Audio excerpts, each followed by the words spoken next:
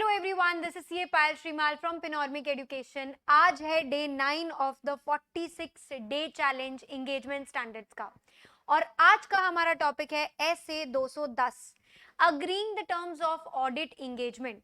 भाई जैसे लड़के वाले और लड़की वाले आपस में जब भी संबंध बनाते हैं तो उसके पहले एक दूसरे की खूब छानबीन कर लेते हैं, शर्तें लगा देते हैं और फिर कोई रिश्ता एक्सेप्ट करते हैं। बिल्कुल वैसे ही 210 में हम ऑडिटर वाले हैं तो हम भी तो नखरा करेंगे, हम भी तो प्री कंडीशंस और शर्तें लगाएंगे। तो क्या प्री कंडीशंस होती है हमारी, ये शर्त हमारी मानोगे तब जाकर हम इंगेजमेंट के लिए हाँ कहेंगे। तो पहली शर्त होती है हमारी कि क्या तुम्हें FRF मंजूर है। मैनेजमेंट हमसे पूछेगा, हम उसके FRF को मान्य करेंगे, एक्सेप्टेबल करेंगे, तभी जाके हम इंगेजमेंट एक्सेप्ट करेंगे। मतलब इंड AS के हिसाब से अगर उन्होंने अकाउंट्स बनाए होंगे और उनको इंड AS अप्लाई होता है तो जाके मैं हाँ बोलूंगी। अगर उन्होंने कैश बेसिस पर बना दिया जबकि उन्हें अक्रूवल बेसिस पे बनाना चाहिए था तो फिर ऑडिट कराने का फायदा ही क्या है। लो जी, ऑडिट के हाँ बोलने से पहले मैं कह दूं तुम्हारे फाइनेंशियल्स खराब है। सेकंड शर्त मेरी, क्या तुम अपनी सारी जिम्मेदारियां समझते हो, क्या तुम ये वादा करते हो कि तुम अपनी सारी जिम्मेदारियां निभाओगे, तब जाकर के तो मैं हाँ बोलूं। मतलब मैनेजमेंट मुझे रिटन में देगा कि उसे उसकी सारी जिम्मेदारियां समझ आई है और वो अपनी पूरी जिम्मेदारी निभाने वाला है। जैसे कि मैं नहीं बनाने वाली हूं एफएस बनाना, प्रिपरेशन प्रेजेंटेशन इन डेज के हिसाब से करना, ये काम उनका है, हमारा काम चेक करना है। देन इंटरनल कंट्रोल लगाना, ये काम उनका है, हमारा काम चेक करने का है। अब भाई साहब समझ लो, 7 नहीं, हमें तो 3 ही वचन दे दो, ये 3 वचन दो तब हम तुम्हारे आंगन में आएंगे।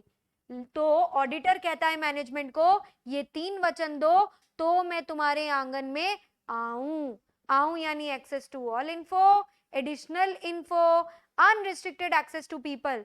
मैं जो इन्फो मांगूंगी मुझे वो इन्फो दोगे, मैं जब एडिशनल बातें पूछूंगी मुझे वो भी बताओगे, कुछ नहीं छुपाओगे, और मुझे जिससे मिलना है एंटिटी के अंदर मुझे मिलने दोगे।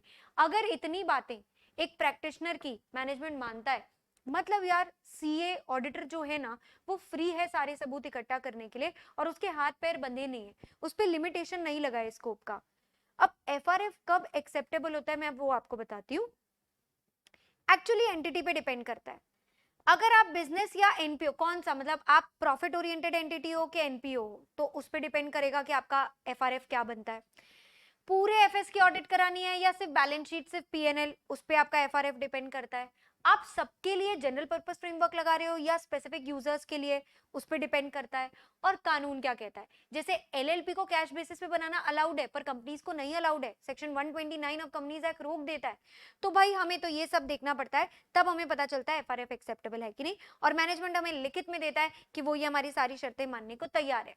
अगर मैनेजमेंट ने ना कह दिया तो ऐसे थोड़ी एक बार मनाएंगे यार, डिस्कस करेंगे मुद्दा उनसे।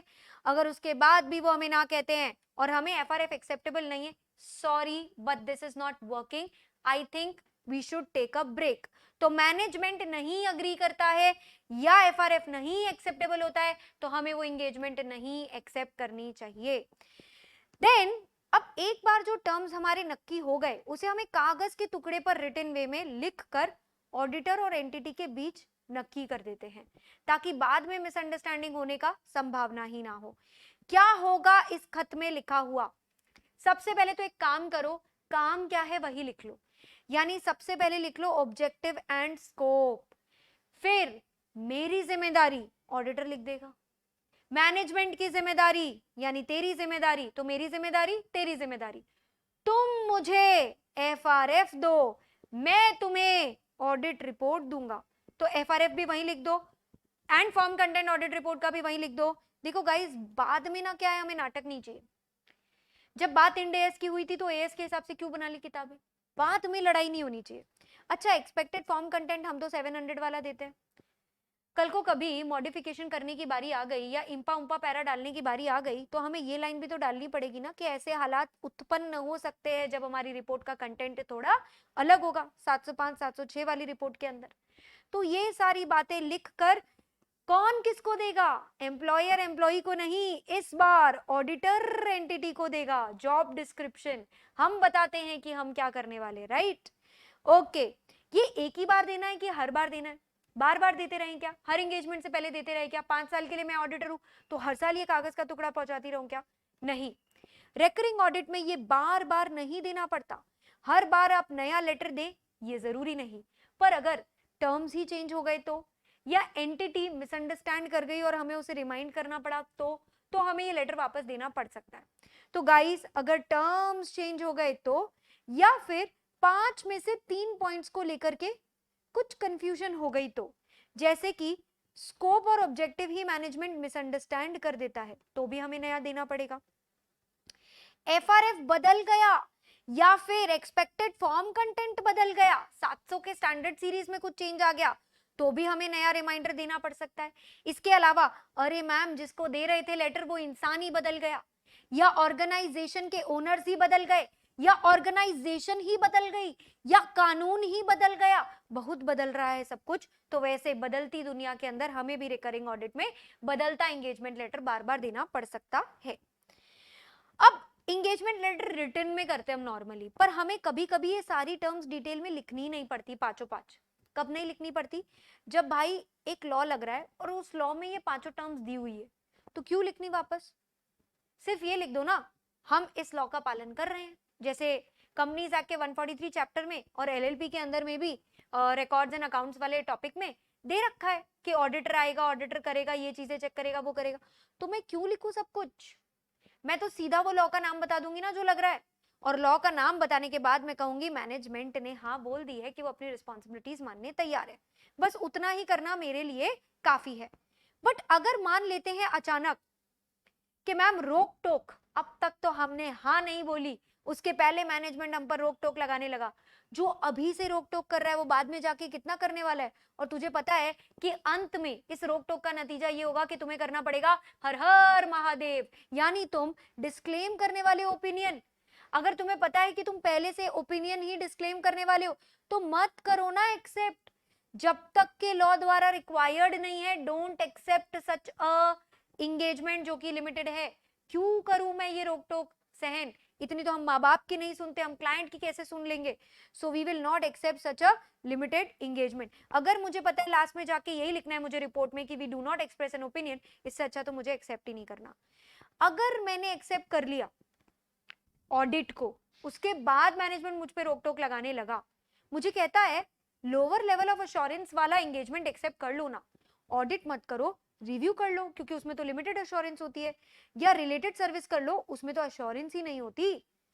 तो यार मैं पूछूंगी क्यों कर लूं? रीजनेबल जस्टिफिकेशन तो दे, रीजन तो बता।